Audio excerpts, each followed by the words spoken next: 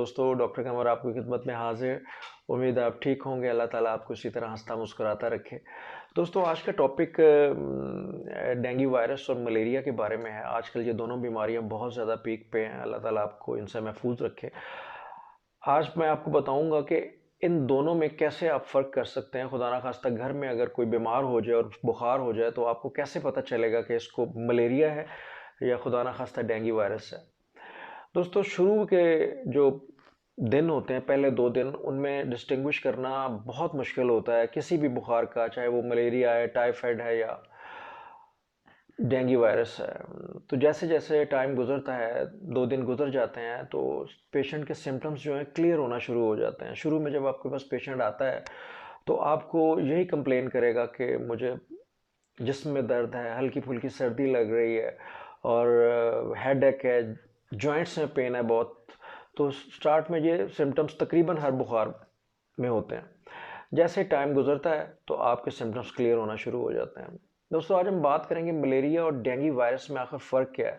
इसके बारे में बताने से पहले मैं आपको पैथोलॉजी इसकी थोड़ी सी बताना चाहता हूँ कि आखिर ये होता कैसे है। मलेरिया जो है एक पैरासाइट से होता है, ये आपके जहन में होना चाहिए, और ये इन्फेक्टेड मॉस्किटो के थ्रू होता है। और डेंगू वायरस जो है ये एक वायरस होता है, वायरस के थ्रू होता है। और ये इन्फेक्टेड जो है डेंगू वायरस जो है वो आपको इन्फेक्टेड मॉस्किटो के थ्रू होता है। जो मलेरिया है वो फीमेल एनोफिलीज मॉस्किटो है, उसके थ्रू आपकी बॉडी में ट्रांसमिट होता है। और ये उसका इन्फेक्टेड होना बहुत ज़रूरी है, उस मॉस्किटो का, फीमेल एनोफिलिस मॉस्किटो।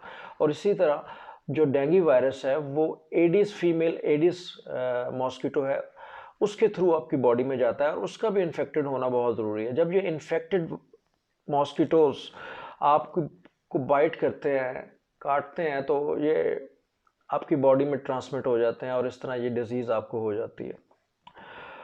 दोस्तों, इसमें जो दूसरा फ़र्क ये है कि जो आपको मलेरिया है वो अमूमन जो इसका पीक टाइम होता है, बाइटिंग टाइम इस मॉस्किटो को होता है, वो एट नाइट होता है। आपको पता है, आप जब रात को आप सोते हैं तो मच्छर आपको गाने सुनाते हैं और गुनगुनाते हैं आपको। तो असल में फीमेल एनोफिलिस मॉस्किटो होता है, वो आपको गाने सुनाता है। और इसी तरह जो है ये आपका जो है वायरस है, डेंगू वायरस है, ये अमूमन आपको ज़्यादातर जो इसका पीक टाइम, बाइटिंग टाइम होता है, सुबह सुबह के टाइम होता है, जब आपका सूरज निकलता है उसके एक से 1.5 घंटे तक आपको ये काट सकता है। और इसी तरह बिफोर सनसेट, सूरज गरूब होने से 3 से 4 घंटे पहले इसका पीक बाइटिंग टाइम होता है। तो इसमें जो मलेरिया में जो पैरासाइट होता है उसको हम प्लाज्मोडियम कहते हैं, और इसकी 3 किस्म की इकसाम होती हैं। प्लाज्मोडियम विवेक्स है, मलेरिया है, और प्लाज्मोडियम फैल्सीपारम है। जो प्लाज्मोडियम फैल्सीपारम है ये सबसे डेंजरस और वायलेंट इसकी स्पीशीज है, जिसकी वजह से अमूमन जो हमें जो डिजीज़ होती है मलेरिया की, बहुत ख़तरनाक, वो इस वायरस में, इस पैरासाइट के थ्रू होती है। तो अगर खुदा ना खास्ता हम इसको ट्रीट ना करें तो ये आपको सेरेब्रल मलेरिया, यानी आपको सीजर्स भी हो सकते हैं, झटके लग सकते हैं, और इंसान कोमा में भी जा सकता है। और बास पेशेंट्स में हीमोलाइसिस जो है, आरबीसीज की डिस्ट्रक्शन इतनी ज़्यादा हो जाती है कि आपको जो यूरिन है वो यूरिन के ज़रिए आपको ब्लड आना शुरू हो जाता है।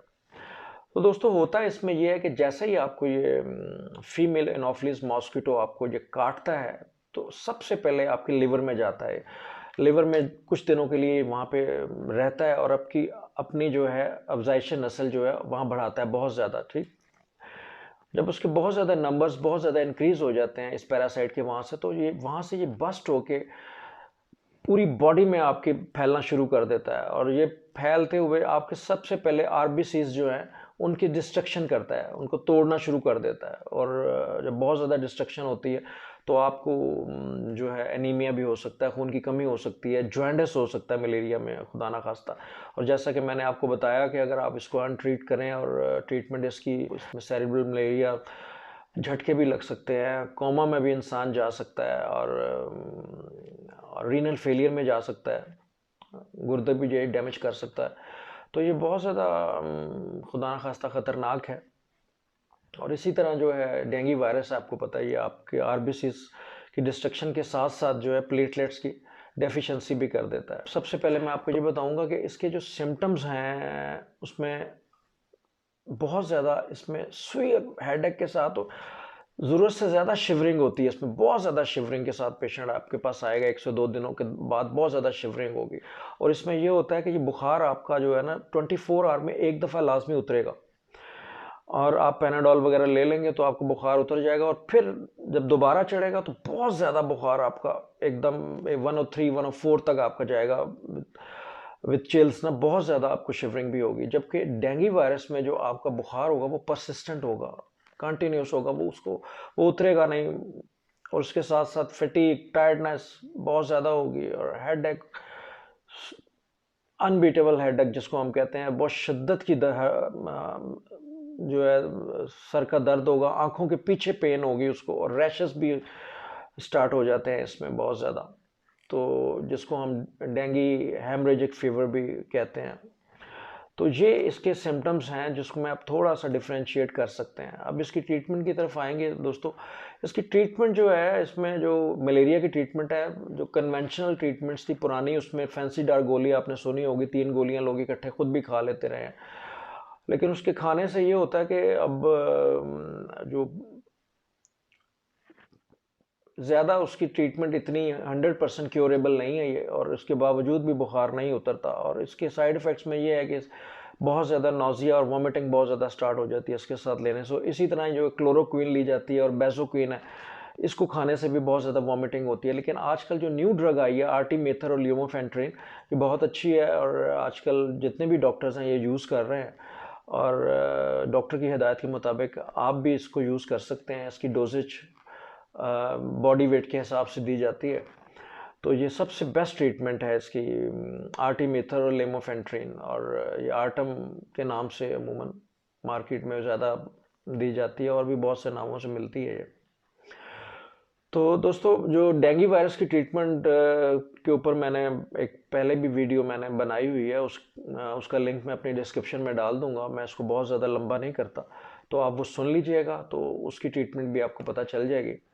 तो दोस्तों, उम्मीद है कि आपको ये वीडियो जो है इन्फॉर्मेटिव लगी होगी, तो इसको शेयर कीजिए अपने फ्रेंड्स और फैमिली मेम्बर्स में, और ताकि अगर किसी के पास भी ये वीडियो जाए तो वो इससे बेनिफिट हासिल कर सके हैं। तो दोस्तों, उम्मीद है आपको पसंद आई होगी आज की वीडियो। मेरे चैनल को सब्सक्राइब करें, इसको लाइक करें। बहुत शुक्रिया। डॉक्टर कमर को इजाज़त दीजिए। Thank you so much. अल्लाह हाफिज़।